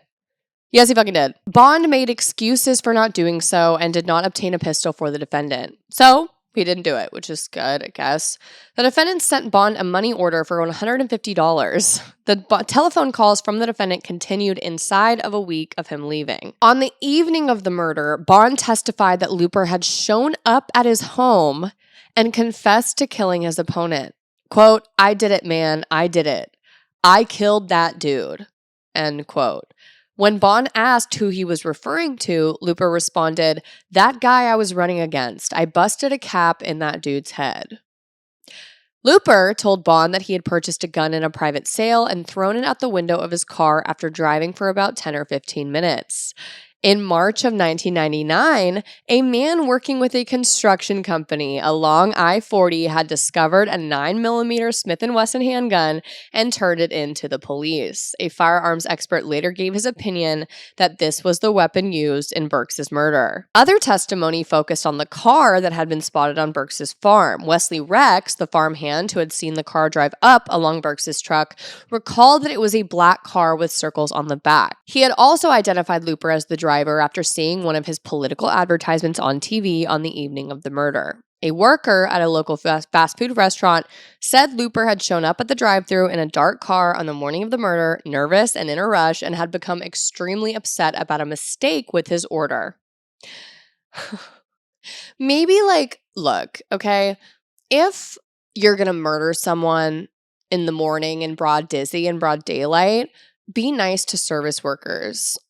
There's a thought. Why are you getting pissy because Janet didn't throw fries in the bag and give you an extra sauce? She's going to remember that, you douche canoe, and absolutely testify under oath that you were a jackass. If you would have just put $1 in the tip jar and kept it moving, maybe she wouldn't have been helpful. But she was. So there you have it. My pre-rebuttal before my final rebuttal is be nice to fucking service workers on the day that you murder someone. Huge thought. Investigators had managed to track down the vehicle Looper had briefly owned around the time of the murder. 2 days before Burks was shot, he had purchased a used 1987 Audi sedan from a private seller in Lilburn, Georgia. The vehicle make matched Rex's description since the Audi symbol featured interlocking circles. A mechanic in Tucker, Georgia, a community about 5 miles from Lilburn, said a customer who signed his name as, quote, Anthony Looper had brought the car in for repairs, estimating that it was sometime between October 11th and 20th, 1998, and asked to leave it at the shop for a few weeks. Looper later called to say that he no longer wanted the vehicle and wanted it to be resold. The fact that his former middle name was Anthony, that's the best fake name you can come up with, Anthony Looper. It's laziness. Half-assery. You deserve to be king. You know what I mean? I mean, of course, by murdering, you of course deserve to be, whatever, have the consequences handed to you that you do. But when it's real stupid, when the criminals get real dumb, okay, that's when I'm like, you know what? Squinty eye, dirty look, side eye, because I know your defense attorney and several attorneys that he went through and kept firing because they were probably like, man, what the fuck? I know that they were going through hell. They were going fucking through it. They were violently rolling their eyes at all times because it's like, fucking throw me a bone here. Throw me a boon. Thank you. The Audi's tires did raise one point of contention once the car was discovered. An analysis of its tires found that they did not match the tracks left at the Burks farm. A test of the tires on the Chevrolet Beretta that Looper had been driving when he returned to Tennessee also failed to yield a match. But the man who sold the Audi to Looper still had the receipt for its tires. Once these were mounted on the Audi, they left tracks that matched those at the crime scene. Prosecutors argued that Looper had simply changed the tires after killing Burks. Bond said Looper had told him he planned to do so. So, the paper trail is paper trailing. A good portion of the defense strategy here focused on an attempt to discredit the story put forward by Joe Bond, his friend, quote unquote, that he reconnected with 10 years later. Looper's attorneys, former Georgia State Legislature McCracken Poston, that's a full name, McCracken Poston, McCracken. I'm in the hospital. I just gave birth, okay? I have a gorgeous, beautiful little infant in my arms, okay? It's a boy. The nurse turns to me and said, what a beautiful, healthy baby. What are you going to name your baby? I say, McCracken Poston. That's all I'll say. And former California legislator Ron Cordova tried unsuccessfully to impeach Bond as a witness. So his two attorneys are basically just they're legislators. That's weird. I don't know. I think that's weird. They instead accused him of seeking revenge against Looper since the defendant had made advances against his girlfriend, later wife, when they were teenagers. One witness said Bond didn't have a reputation for truthfulness. The defense also called Bond's mother-in-law to the stand to suggest that Bond didn't have a good enough relationship with Looper to host him in the fall of '98, since he had asked Looper to leave his residence during a visit in the summer after learning that his wife was uncomfortable with the defendant. So all of that is actually they're doing their job, right? They're doing what they're supposed to do, which is to do everything you can to try to impeach or discredit a main leading prosecutor witness, right? Yeah, like he could be lying. Like you're just trying to you're not necessarily saying that everything he's saying is a lie, but you're trying to put doubt in the jurors' heads, you know?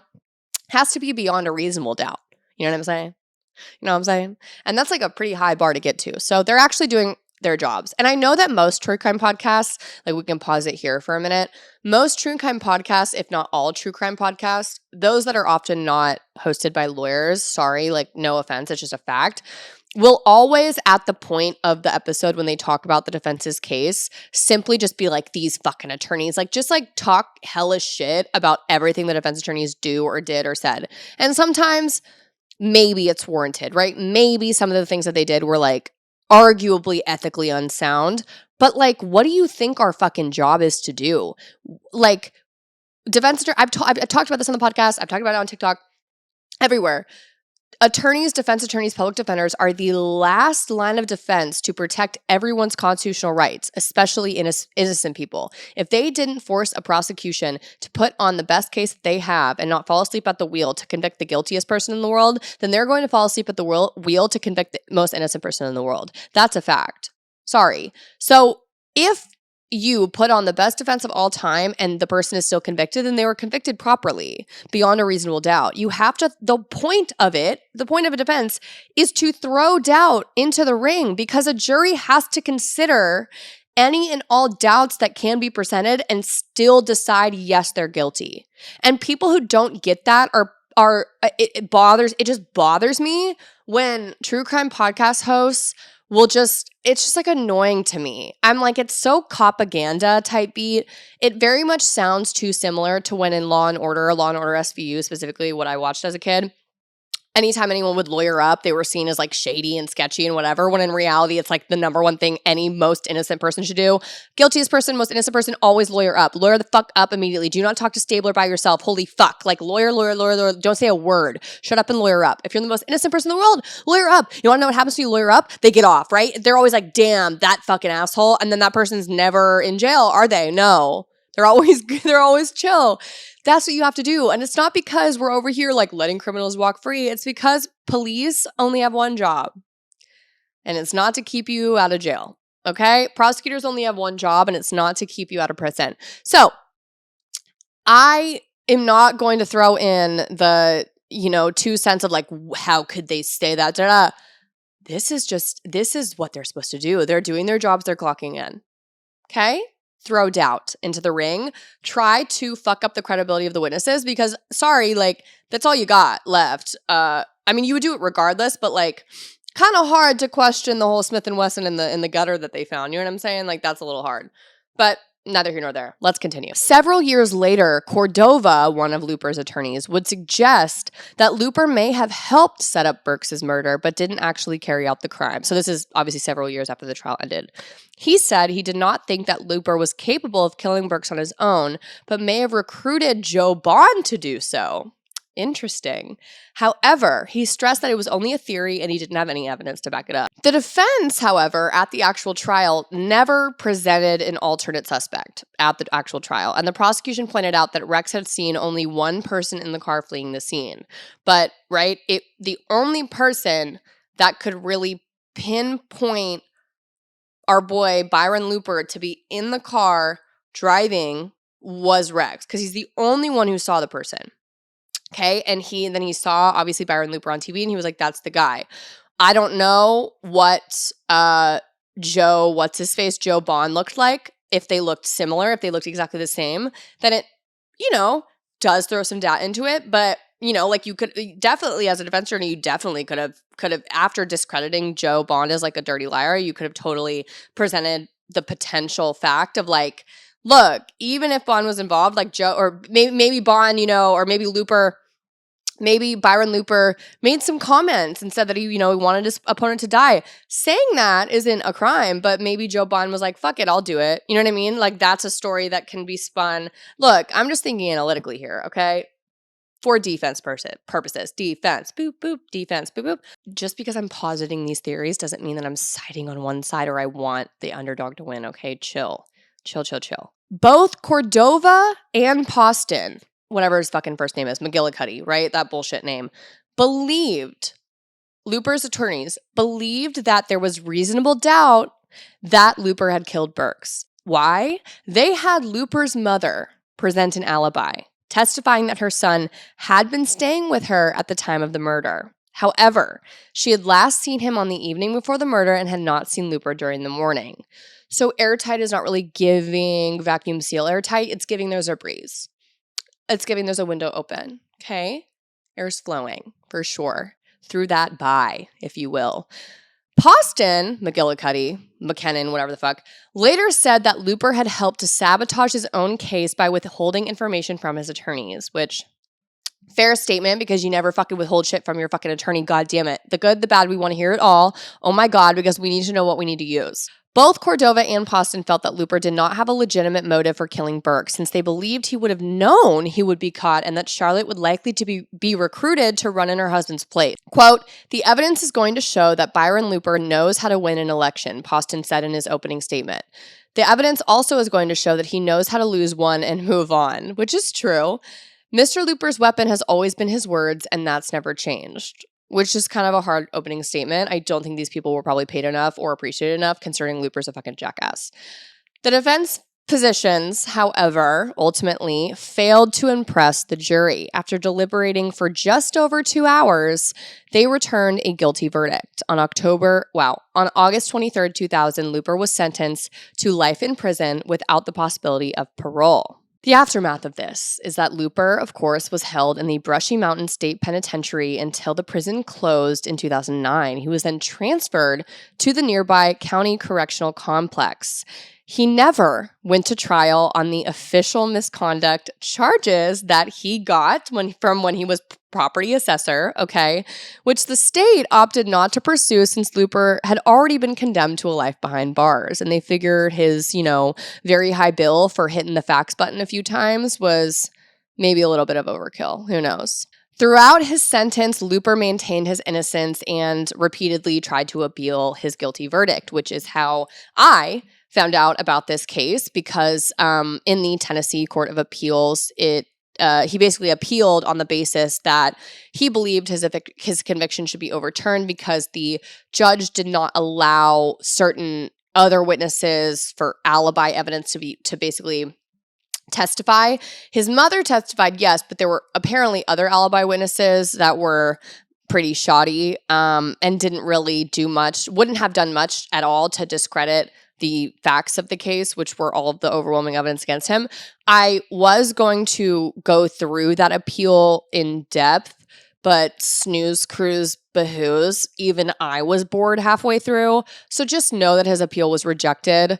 If you'd like to look it up, go for it. It is the state of Tennessee versus Byron, low tax Looper. But I already feel like this episode is long enough. So I'm not going to do that, but no, that, you have to follow the rules of fucking court and evidence when you want to put on alibi witnesses. And in this case, Looper and his attorneys did not. Okay. You can't just spring shit on people. And they didn't. But he claimed that was an error. But it wasn't. And even if it wasn't enough to overturn his conviction because they were like, you would have been convicted regardless. So, long story long. This is where this shit gets real for me on a personal level. For the types of conspiracies that I enjoy. Okay. I tweeted this a few days ago, whatever. I tweeted this, but I want to echo it a million times over. Conspiracy theories used to be fun. Am I wrong? I'm not wrong. Conspiracy theories used to be a blast. It used to be some Discovery Channel type shit. You know what I mean? It used to be so interesting when you heard the word conspiracy theory at a social gathering. You were like, oh, let's hear about it. And it was about aliens or UFOs or the pyramids. Something so fun and gorgeous, right? Something that wouldn't completely crumble the foundation of our democracy and strip me and every other person who's, I don't know, a woman or a person of color of their rights. Wouldn't it be great to have fun again? No. Apparently we can't, okay? Now conspiracy theories are basically just used as a really lazy scapegoat by politicians to convince some motherfucker from bumfuck wherever to spray paint their infant baby with an American flag and vote for a geriatric incumbent who is one toenail away from mask-off fascism. And I'm tired of it. I'm sick of it because this shit is not only not fun anymore, the worst part is these conspiracy theories are lazy as hell. They are so boring and half-assed. The other conspiracy theories I used to watch and learn about on History Channel, Discovery Channel, you know what I mean? Whatever, were like, had some flair. There weren't such glaringly large loopholes that these bullshit new age conspiracy theories are. The vaccine has a microchip. Sandy Hook didn't happen. I'm bored. Snooze fest. Clearly wrong. We're losing recipes. I'm so sad about that. So I give you a conspiracy theory, a very small one and a very context-worthy specific one that me and you and the bird flu are the only people who are going to give a fuck about. But you know what? It's fine, okay? This is my conspiracy theory, and you're going to guess what it is in a second, okay? The conspiracy theory is the one that surrounds Looper's death. Throughout his sentence, as I said, he maintained his innocence. His cell was strewn with legal papers. He tried to appeal. He lost those appeals. He was going to be there for life. He also, in his spare time, in addition to appealing the verdict, used his time to target a variety of entities with civil lawsuits, okay? Because that's who he is, right? He's staying true to himself because that's what he always fucking did, okay? He was always a fucking buzzing mosquito around anyone. And he sued his law school for teaching a class in Spanish. He's gonna sue bitches from the brink, okay?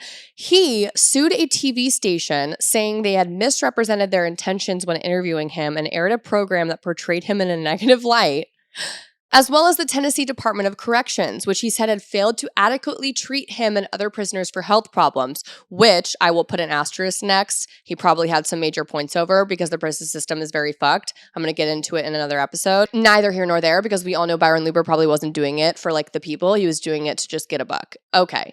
On June 26, 2013, Looper reportedly, and I'm being dead serious, struck a pregnant prison counselor on both sides of her head, knocking off her glasses, and continued to attack her. A very pregnant prison counselor, okay?